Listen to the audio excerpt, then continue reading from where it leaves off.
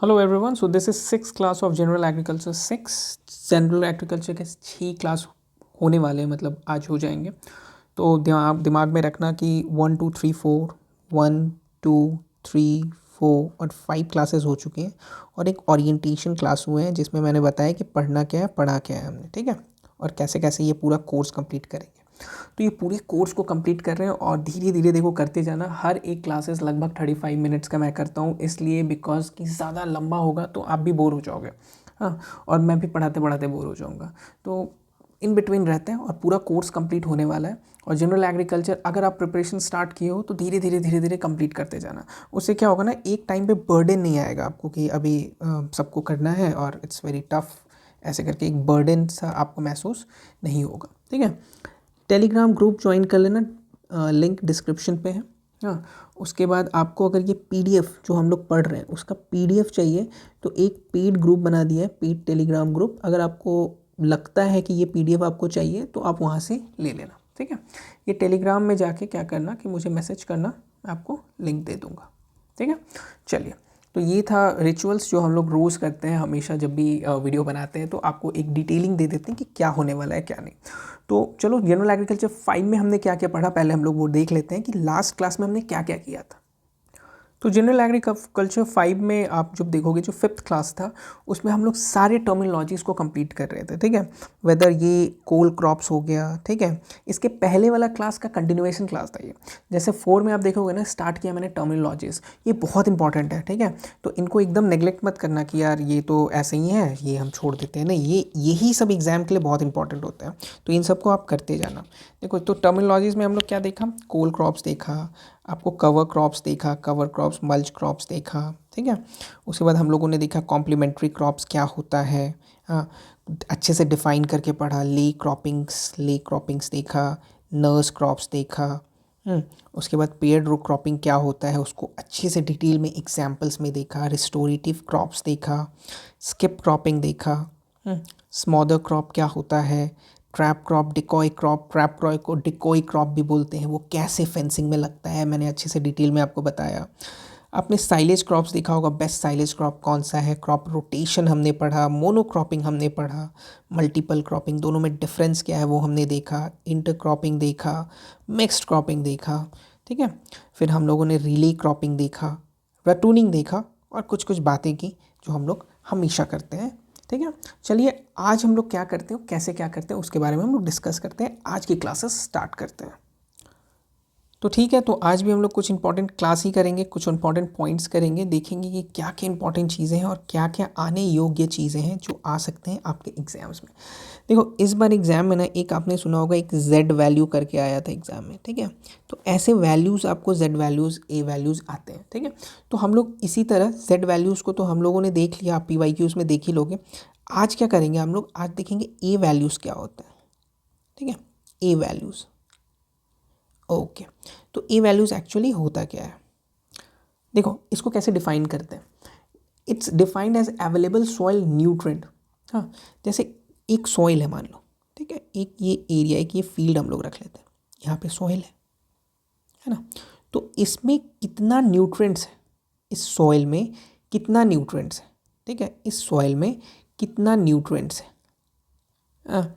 इसको हम लोग डिटरमाइन करते हैं किसके कंपैरिजन, किसके कंपैरिजन, हाँ, in terms of standard fertiliser use. जितना फर्टिलाइज़र हम लोग स्टैंडर्ड फर्टिलाइज़र इसमें डाले हैं, हाँ, उसके टर्म में न्यूट्रिएंट्स कितना है, ठीक है। मतलब हमने फर्टिलाइज़र डाला 10 kg फॉर एग्जांपल, ठीक है। तो अवेलेबल सॉइल न्यूट्रिएंट इसमें कितना है, ये चीज़ को हम लोग एक डिफाइन करते हैं। ये चीज़ को हम लोग जो डिटरमाइन करते हैं, इसको बोलते हैं आपको ए वैल्यू, ठीक है। तो अगर हम लोग ए वैल्यू को अच्छे से इसको डिफाइन करके लिखे तो क्या लिखेंगे, लिखेंगे defined as available soil nutrient determined in terms of standard fertilizer used। Standard कितने फर्टिलाइज़र यूज़ हो रहे हैं और अवेलेबल सॉइल कितना है, ठीक है। देखो ये जो ए वैल्यू है ना, इसको किसने डिफाइन किया था, मतलब ये ना ये एक थे फ्रेंड एंड डीन थे, ठीक है। इन्होंने 1952 में इसको इस ए वैल्यू को प्रपोज किया था, ठीक है, कि ए वैल्यू भाई ऐसा ऐसा चीज़ होता है, ठीक है। और ये generally used for assessment of, ठीक है, ये generally use for assessment of which nutrient, ठीक है। ये भी एक क्वेश्चन बनता है कि किस न्यूट्रेंट को एसेस करने के लिए ये यूज़ होता है। तो ये आपको पी और एस, ठीक है, इसके लिए फास्फोरस और सल्फ़र को आपको एसेस करने के लिए यूज़ होता है। अगर आपको इसका एक फॉर्मूला देखोगे तो फॉर्मूला रहेगा B=I-Y, ठीक है। ये एक काइंड ऑफ फॉर्मूला है, किसका है, ये है फॉर्मूला ए वैल्यू का। चीज़ों को ऐसे करके आप मेंशन कर सकते हो कि व्हाट इज़ ए वैल्यू, ठीक है। चलिए नेक्स्ट हम लोग बात करेंगे एक और काइंड ऑफ सॉइल का, जिसका नाम है acid sulphate soil. Acid sulphate soil, ठीक है। What is this acid sulphate soil. देखो एसिड सल्फेट सॉइल की जहाँ बात है ना, तो it's also called cat clay, ठीक है। इसको कैट क्लेस भी बोलते हैं, ठीक है। इसका है ना, इट्स वेरी एसिडिक, बहुत एसिडिक होता है, इट्स वेरी एसिडिक, हाँ, वेरी एसिडिक होने का मतलब क्या हुआ कि इसका जो पीएच लेवल होता है ना, पीएच लेवल ये 4 से भी कम होता है। तो समझ लो कितना एसिडिक, कितना ज़्यादा एसिडिक है, ठीक है, ओके। और ये जो एसिड सल्फ्यूरिक और cat clays, you can say rather cat clays, जो ये सॉइल है वो कहाँ पाया जाता है, ठीक है। ये भी क्वेश्चन आपसे इंपॉर्टेंट हो सकता है। तो ये प्राइमरली आपको मिलेगा कोस्टी एरियाज, ठीक है, डेल्टाइक इश्वरीन एरियाज, फिर आपको ह्यूमिड ट्रॉपिक्स एरियाज, ये जनरली जगह आपको मिलता है, ठीक है। कैट क्लेस ऐसा नाम रखना है, एसिड सल्फेट सॉइल, ओके। चलिए नेक्स्ट हम लोग बात करेंगे अजोला। जो भी नए होंगे उनको मे भी नहीं पता हो, पर पुराने को तो पता होगा अजोला है क्या। अजोला है क्या एक्चुअली, अजोला एक एक्वेटिक फर्न है। क्या है, it's a aquatic fern, aquatic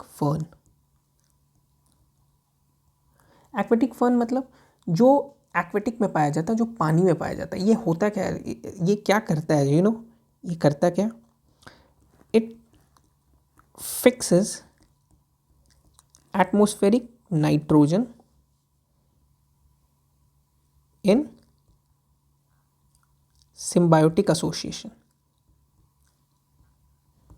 with anabaena azolla. देखो एटमॉस्फेयर में जो नाइट्रोजन है ना, उसको एक सिम्बायोटिक एसोसिएशन करता है एनाबेना अजोला के साथ, ठीक है, और इसको फिक्स करता है, ठीक है। नाइट्रोजन फिक्सर ये आपको बोला जाता है, it's aquatic fern which fixes nitrogen, ठीक है। तो ये भी इंपॉर्टेंट है, अजोला का मतलब, अजोला क्या होता है, it's a kind of aquatic fern जो फिक्स करता है एटमॉस्फेरिक नाइट्रोजन, जो नाइट्रोजन एटमॉस्फेयर में पाया जाता है उसको फिक्स करता है, ठीक है, अजोला। नेक्स्ट हम लोग देखेंगे एरोपोनिक्स।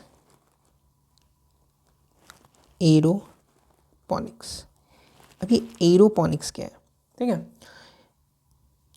देखो एरोपोनिक्स का बेसिकली जैसा नाम है ना, वैसा मतलब क्या है कि इसके जो रूट है ना, उसमें सप्लाई मॉइस्चर जो होता है ना, मॉइस्चर जो भी नमी है वो एयर से सप्लाई होता है, ठीक है। ये अगर आप इसका अच्छे से एक्सप्लेन करके लिखो तो लिख सकते हो कि इट इज़ अ सिस्टम, ठीक है, किस चीज़ का, फॉर ग्रोइंग प्लांट्स, ठीक है। It's a system for growing plants with their root supplied with moisture, ठीक है। इसके रूट में मॉइस्चर सप्लाई किया जाता है इन द एयर से मॉइस्चर सप्लाई होता है, ठीक है। जैसे आपको ना एरोपोनिक्स नाम समझ आ रहा है। एयर से मॉइस्चर सप्लाई, मॉइस्चर जो चाहिए ना रूट में जो पानी होता है वो जो चाहिए वो हम लोग एयर से, एटमॉस्फेयर से हम लोग उसमें सप्लाई करते हैं, ठीक है। अब ये क्या है ना कि एरोपोनिक्स के टेक्निक से कौन कौन से क्रॉप्स जनरली उगा सकते हैं हम लोग, ठीक है, ग्रो कर सकते हैं। तो आपने नाम सुना होगा ऑलिव का, ऑलिव ग्रो कर सकते हैं। फिर आपको साइट्रस भी ग्रो कर सकते हैं हम लोग, ऑलिव और साइट्रस। ओके, एक टर्म्स होता है उसका नाम है आर्गिलेशन।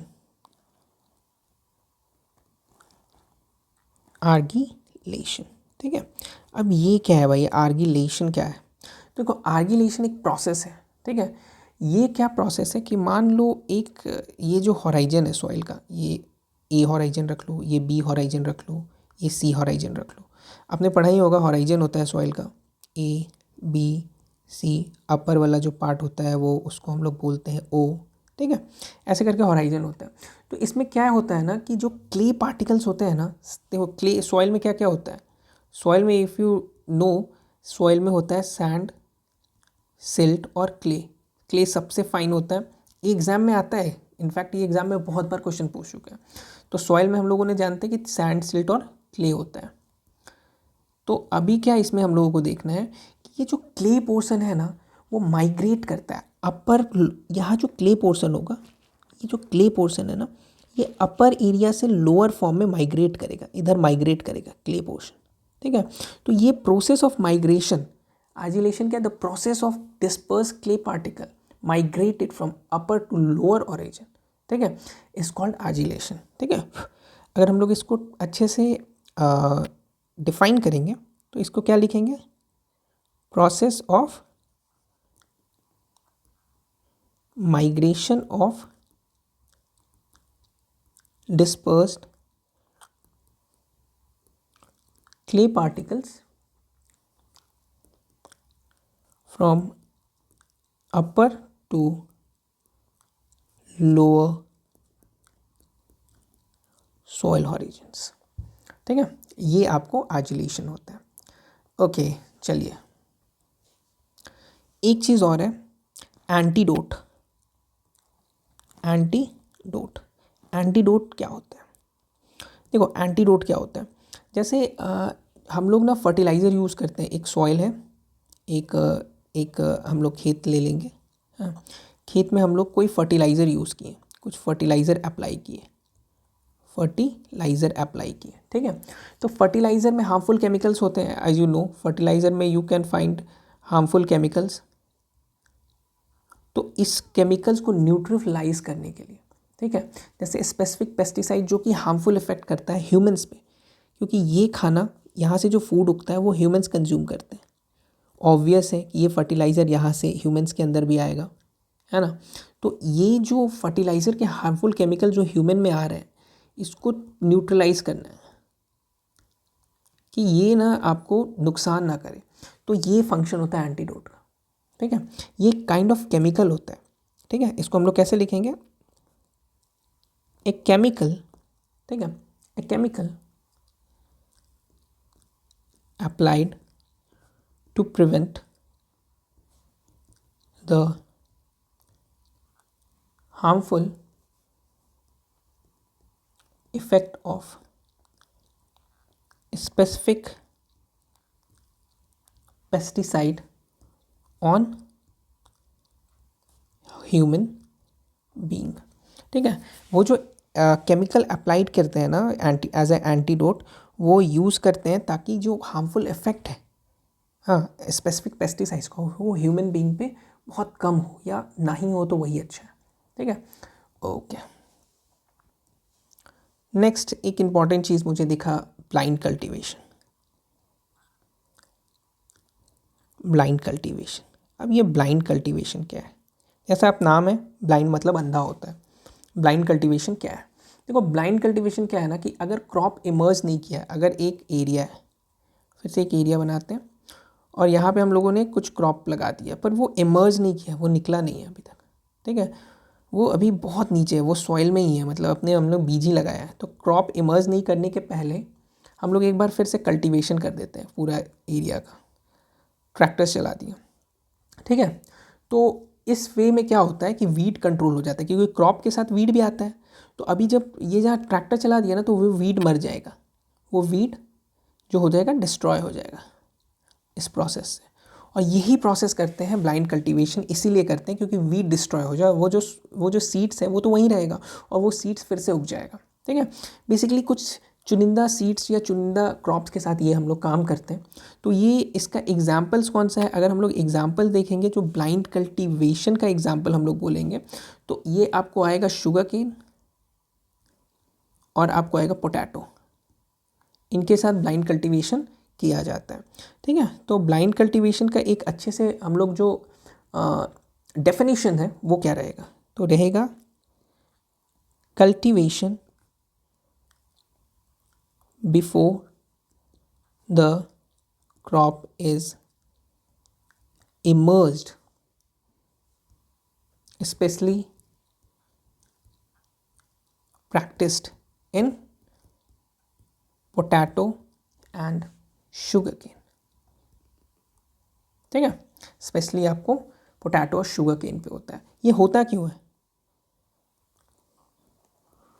वाई वी डू, क्यों करते हैं, टू कंट्रोल वीड, वीड को कंट्रोल करने के लिए हम लोग ब्लाइंड कल्टीवेशन करते हैं, ठीक है। देखो इसी तरह एक और होता है बॉल यूनिट, इसको बोलते हैं बॉल यूनिट। ये क्या है बॉल यूनिट, देखो बॉल यूनिट एक्चुअली क्या होता है ना, ये एसोसिएटेड होता है मैक्सिमम पॉसिबल यील्ड का 50% से, ठीक है। तो इसको हम लोग क्या लिखेंगे ना कि amount of nutrient associated with 50% of maximum yield, ठीक है। देखो मैक्सिमम यील्ड का 50% में कितना अमाउंट ऑफ न्यूट्रेंट एसोसिएटेड है, इस चीज़ को बताता है ball unit, okay okay. Next important चीज़ क्या देखेंगे, इसका नाम है ceiling lift leaf area index, ceiling leaf area index. अब ये सीलिंग लीफ एरिया इंडेक्स क्या है, ठीक है। देखो सीलिंग लीफ एरिया इंडेक्स को अगर हम लोग डिफाइन करें ना, तो it's a process of mutual shading, ठीक है। म्यूचुअल शेडिंग जो होता है वो कंप्लीट होता है एंड नेट फोटोसिंथेसिस जो है वो ज़ीरो होता है, ठीक है। तो हम लोग इसको कैसे डिफाइन करेंगे ये चीज़ देखते हैं। LAF, ठीक है, एट विच म्यूचुअल शेडिंग, ठीक है, of leaf in a canopy is complete, ठीक है, and net photosynthesis is zero, ठीक है। ये होता है सीलिंग लीफ एरिया इंडेक्स का एग्जाम। इसमें पता है इसमें एक और चीज़ होता है, पता है इसमें क्या होता है, इसका बहुत इंटरेस्टिंग सा चीज़ क्या है, इसका जो ग्रॉस फोटोसिंथेसिस होता है ना, ग्रॉस फोटोसिंथेसिस, ये इक्वल टू होता है रिस्पिरेशन लॉस ऑफ क्रॉप, ठीक है। ग्रॉस फोटोसिंथेसिस कितना होता है, इक्वल टू रिस्पिरेशन लॉस, ठीक है। इसी तरह एक और चीज़ आप देखोगे, क्रॉपिंग इंटेंसिटी।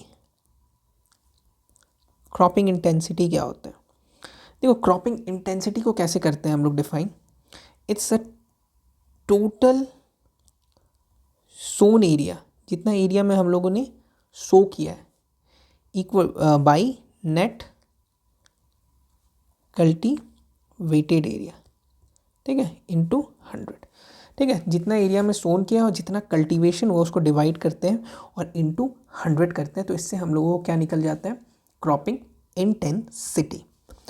टेम्परेचर में आते हैं, टेम्परेचर में हम लोग देखते हैं कार्डिनल टेम्परेचर क्या होता है, कार्डिनल टेम्परेचर। चलो कार्डिनल टेम्परेचर क्या होता है कि इसमें हम लोग बड़ा विचित्र सा काम करते हैं, इसमें हम लोग मैक्सिमम टेम्परेचर को देखते हैं किसी क्रॉप को उगाने का, फिर आपको मिनिमम टेम्परेचर को देखते हैं किसी क्रॉप को उगाने का, और फिर एक ऑप्टिमम टेम्परेचर जो होता है किसी क्रॉप को, ठीक है, जिसका एक ऑप्टिमम टेम्परेचर होता है। 3 तरह के जो टेम्परेचर है उनको हम लोग देखते हैं, कंबाइन करते हैं, और इनको हम लोग बोलते हैं it's a kind of cardinal temperature. इनको कंबाइन करते हैं और इनको हम लोग बोलते हैं कार्डिनल टेम्परेचर, ठीक है।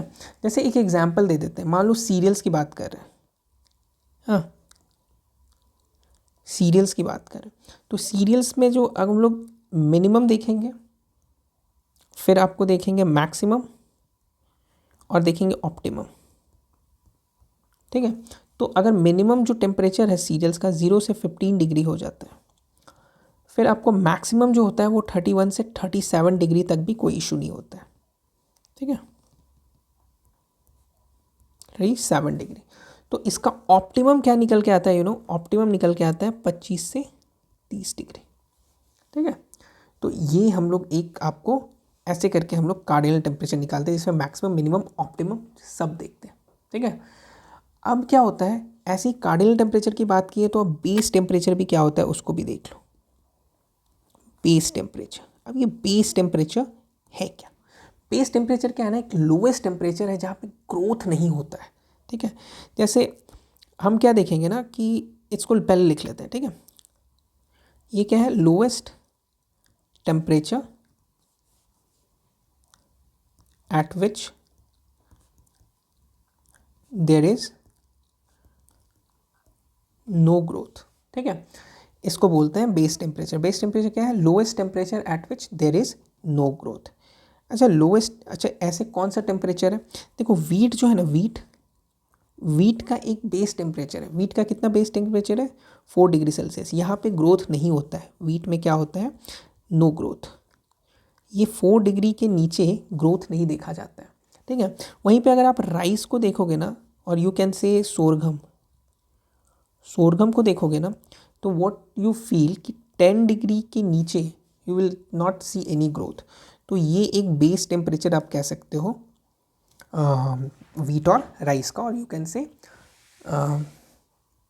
सोरगम का, ठीक है, ओके। देखो ऐसे बहुत सारे टर्म्स हैं और टर्म्स करना बहुत ज़रूरी है, इसलिए बोर मत होना। मुझे पता है it's very boring, but bore मत होना, करते जाना धीरे धीरे। फिर है ईपी नेस्टी। अब ये ईपी नेस्टी क्या है, ठीक है। देखो ईपी नेस्टी को मैं बहुत डिटेल में बहुत धीरे से समझाता हूँ आपको।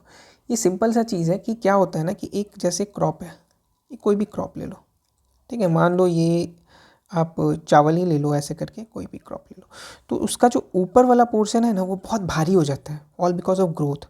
जैसे मान लो ये है इपीनेस्टी, तो ये जो यहाँ पे हुआ और यहाँ पे ये जो ऊपर वाला एरिया हुआ ना वो बहुत भारी हो गया, ठीक है।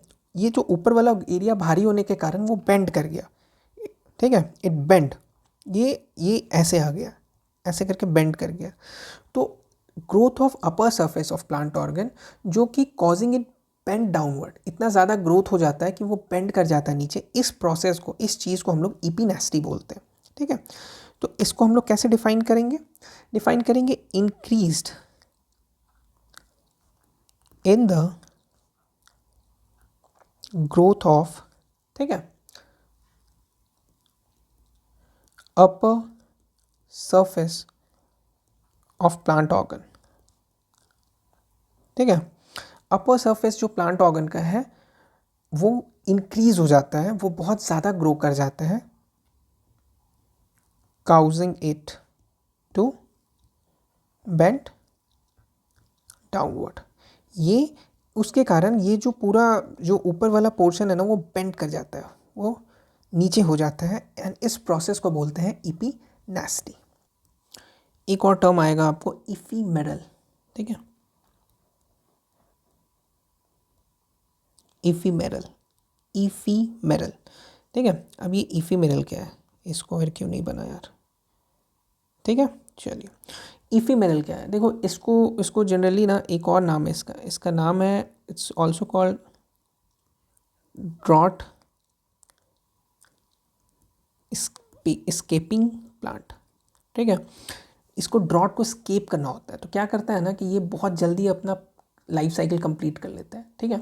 मतलब बेसिकली यू कैन से ना 2 से 4 वीक में ये कंप्लीट कर लेता है, ठीक है। तो वी कैन राइट की plant that complete their life cycles within 2 से 4 वीक, ठीक है, 2 to 4 week. Why they do so, why इतनी जल्दी में क्यों है भाई?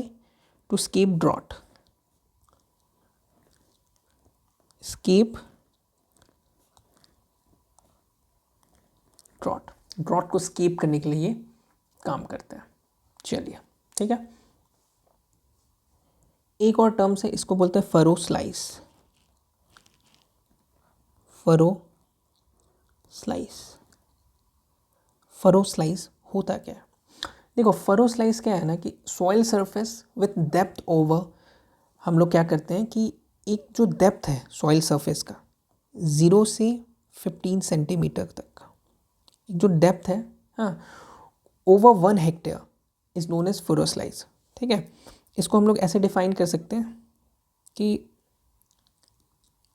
Surface soil with depth of 0 to 15 centimetre over 1 hectare is known as furrow slice, ठीक है। अभी इसका वेट का बात करेंगे कि वेट कितना होता है, weight of furrow slice. Weight generally अगर हमें हेक्टेयर में बात करें ना, पर हेक्टेयर में, तो इसको माना जाता है, कंसिडर किया जाता है 10 to 6 kg soil per hectare, ठीक है। वेट ऑफ फरो स्लाइस ये भी इंपॉर्टेंट हो सकता है, इन चीज़ों को भी देखते रहना। ओके,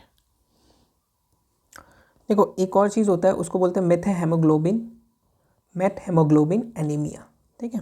इसका स्पेलिंग थोड़ा सा दिक्कत में है, मेथ हेमोग्लोबिन एनीमिया, बहुत बड़ा स्पेलिंग है, देख रहे हो, मेथ हेमोग्लोबिन एनीमिया।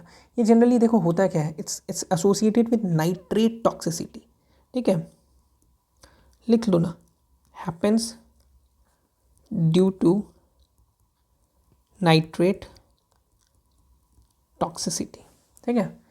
रिजल्ट ये होता क्या है, नाइट्रेट टॉक्सिसिटी। ये नाइट्रेट टॉक्सिसिटी बॉडी में आता कहाँ से? टू बाय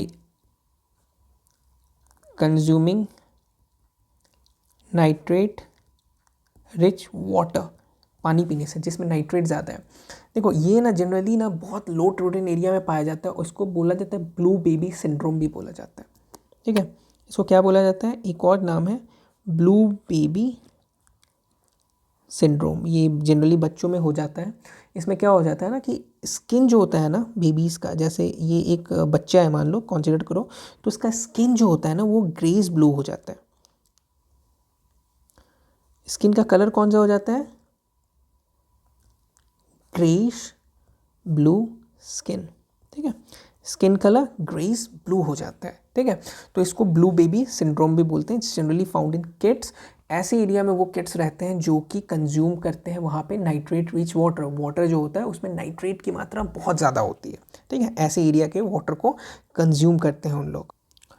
चलिए नेक्स्ट क्या देखेंगे? नेक्स्ट देखेंगे एक होता है light compensation point. Light compensation point, ठीक है। What is light compensation point? देखो लाइट कंपेंसेशन पॉइंट क्या होता है ना कि मिनिमम लाइट इंटेंसिटी की बात करते हैं, मिनिमम लाइट इंटेंसिटी जिसमें photosynthesis and respiration rate equal हो जाता है। इसको हम लोग कैसे लिखेंगे? इसको अगर हम लोग लिखना है तो इसको लिखेंगे minimum light intensity at which photosynthesis and respiration rate equals, ठीक है। इस प्रोसेस को लाइट इंटेंसिटी पॉइंट बोलते हैं, ठीक है, light compensation point, very sorry. एक और चीज़ है लाइट कंपेंसेशन पॉइंट, मैंने देख लिया तो हम लोग एक देख लेंगे LUE, ठीक है। इसको अगर फुल फॉर्म में लिखे तो लाइट यूज़ एफिशिएंसी इसको बोलते हैं, लाइट यूज़ एफिशिएंसी, ठीक है। चलिए लाइट यूज़ एफिशिएंसी क्या है भाई, लाइट यूज़ एफिशिएंसी क्या होता है, इट्स कॉल्ड कन्वर्जन एफिशिएंसी, और यू कैन से ना कि क्वांटिटी ऑफ ड्राई मैटर, ठीक है, इसको आप ऐसे लिख सकते हो कि quantity of dry matter production per unit light interception, ठीक है। इसमें लिख सकते हो कोई quantity of dry matter production, ठीक है, per unit light interception, per unit light interception, ठीक है। तो पर यूनिट कितना लाइट इंटरसेप्ट कर रहा है, तो उसमें क्वांटिटी ऑफ ड्राई मैटर कितना प्रोड्यूस हो रहा है, इस चीज़ को हम लोग आपको ये लिख सकते हो कि it's a light unit light use efficiency, LUE। देखो ऐसे लिख लो ना कि देखो amount of dry matter, amount of dry matter produced, ठीक है, और तुम इसमें ऐसे कर सकते हो कि क्यूमुलेटिव लाइट एब्जॉर्ब्ड, कितना क्यूमुलेटिव लाइट एब्जॉर्ब्ड हुआ, हाँ, और उसमें कितना अमाउंट आपको ड्राई मैटर प्रोड्यूस हुआ, इसको आप बोलेंगे LUE, ठीक है। लाइट कंपेंसेशन हो गया, लाइट यूज एफिशिएंसी हो गया, ओके। अब एक देख लेते हैं लाइट सैचुरेशन पॉइंट होता है, लाइट सैचुरेशन पॉइंट, ये क्या होता है, एक सैचुरेशन पॉइंट में पहुंच जाता है, मतलब इससे ज़्यादा इंक्रीज नहीं होगा फोटोसिंथेसिस का, ठीक है, तो इसको बोलते हैं लाइट सैचुरेशन पॉइंट, ठीक है। जैसे मान लो एक लाइट इंटेंसिटी दे रहे हैं और फोटोसिंथेसिस इंक्रीज होते जा रहा है, पर एक जगह के रुक गया फोटोसिंथेसिस इंक्रीज होना, तो वो एक सैचुरेशन पॉइंट आ जाता है, उसको हम लोग बोलते हैं लाइट सैचुरेशन पॉइंट, ठीक है। इसको अगर हम लिखने लगेंगे तो आपको क्या लिखेंगे कि इसमें हम लोग लिखने लगेंगे तो क्या लिखेंगे, the light intensity at which there is no further increase in the rate of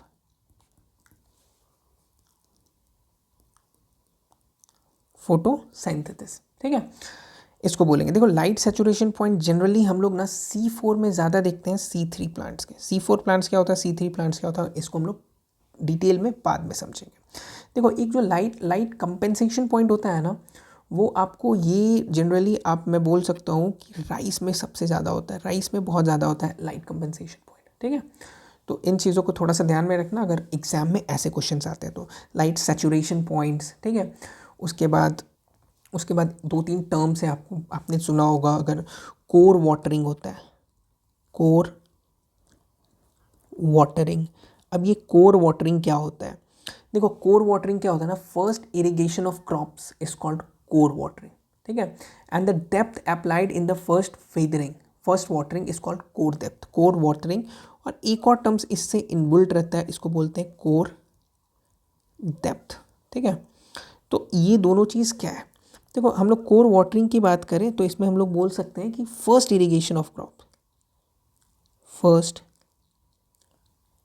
irrigation of crop, ठीक है, इज नोन एज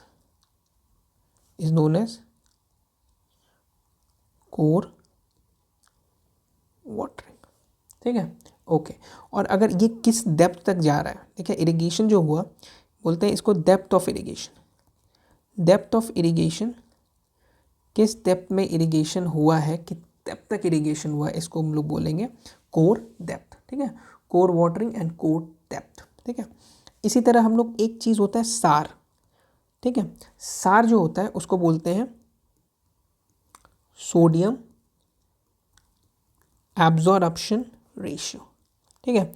सार को भी हम लोग बहुत डिटेल में पढ़ेंगे, पर बेसिक्स चीज़ें जो जाननी है अभी आपको, वो चीज़ क्या जाननी है कि अगर सार का वैल्यू 10 से ज़्यादा हो जाता है या सार का वैल्यू 13 से ज़्यादा हो जाता है तो क्या इशू होता है। अगर ये 10 से ज़्यादा हो जाता है ना तो it's harmful for crops, harmful for crops, ऐसे क्वेश्चंस आते हैं, ठीक है।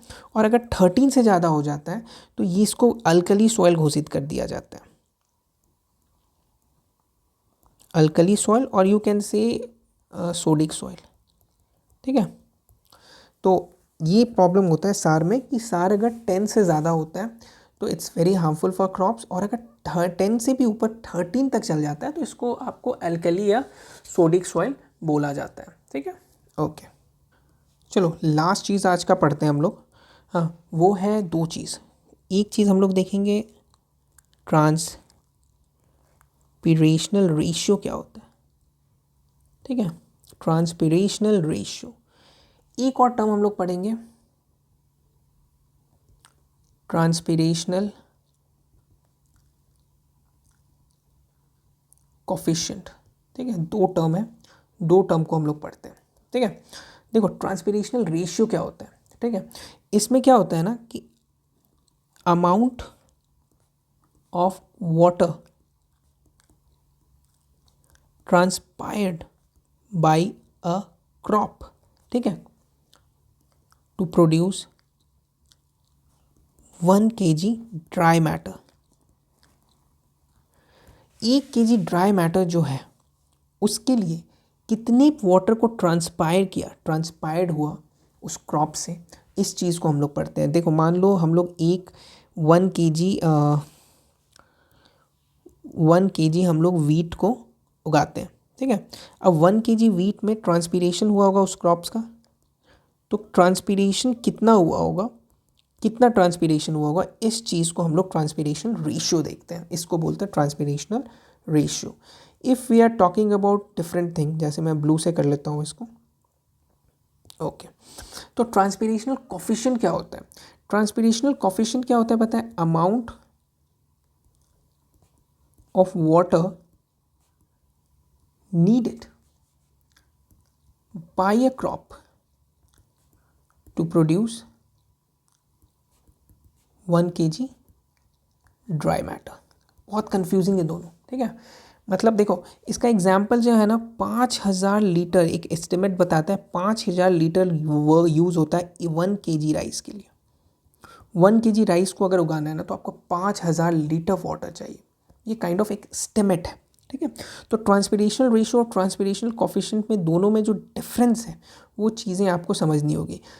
रेशियो में क्या होता है ना कि अमाउंट ऑफ वाटर ट्रांसपायर्ड, ठीक है, अमाउंट ऑफ वाटर ट्रांसपायर्ड, हाँ, और यहाँ पे होता है amount of water needed, amount of water needed. ये दो डिफरेंस है जो आपको जानने की ज़रूरत है ट्रांसपीरेशनल रेशियो और ट्रांसपीरेशनल कोफिशिएंट में, ठीक है।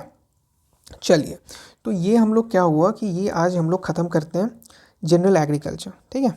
जनरल एग्रीकल्चर में जो भी इंपॉर्टेंट टर्म्स थे जो कि हम लोग इसको हॉर्टिकल्चर या एग्रोनॉमी में जनरली नहीं पढ़ पाते हैं, उन चीज़ों को हम लोग किए, ठीक है।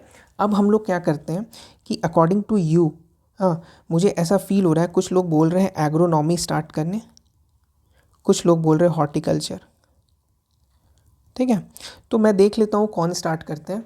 अगर आप और मुझे कमेंट सेक्शन में बता सकते हो कि हॉर्टी या एग्री कुछ भी लिख के भेज देना, तो ज़्यादा जिसका भी ज़्यादा रहेगा वोटिंग कि यार हॉर्टी पढ़ा दो, एग्री पढ़ा दो, तो मैं वो कर दूंगा, ठीक है। तो इट्स डिपेंड ऑन यू, जो मुझे लगेगा कि यार ये हॉर्टिकल्चर स्टार्ट करना चाहिए तो हॉर्टिकल्चर में स्टार्ट कर दूँगा या एग्रोनॉमी स्टार्ट कर दूँगा, ठीक है। कुछ लोग लाइफ स्टॉक भी बोल रहे हैं, लाइफ स्टॉक की बहुत कम वोटिंग्स है, वोटिंग ज़्यादा एग्रोनॉमी और हॉर्टिकल्चर की है, ठीक है। तो बस मैं यही चाहता हूँ कि मुझे बता देना, मुझे बता दोगे तो होगा क्या कि मेरे लिए इजी हो जाएगा, नहीं तो फिर मैं अपना स्टार्ट कर दूंगा या तो एग्रोनॉमी या तो हॉर्टिकल्चर, जो भी होगा, ठीक है। चलिए फिर कल मिलते हैं हम लोग फिर से एक नए चैप्टर के साथ, मगर कल हम लोगों का पूरा चीज़ जो है वो चेंज हो जाएगा। लाइक एग्रोनॉमी हम लोग स्टार्ट कर देंगे, बहुत विस्तार में एग्रोनॉमी अगर करेंगे तो करेंगे, या हॉर्टिकल्चर स्टार्ट कर देंगे तो बहुत विस्तार में करेंगे, मतलब बहुत लंबा चलेगा, ठीक है। तो बी रेडी फॉर इट। अगर आपको बहुत डिटेल में पढ़ना है, बहुत ज़्यादा कॉम्प्रिहेंसिव स्टडी करना है, तो आप यहाँ पे कर सकते हो। चलो, thank you so much, bye bye.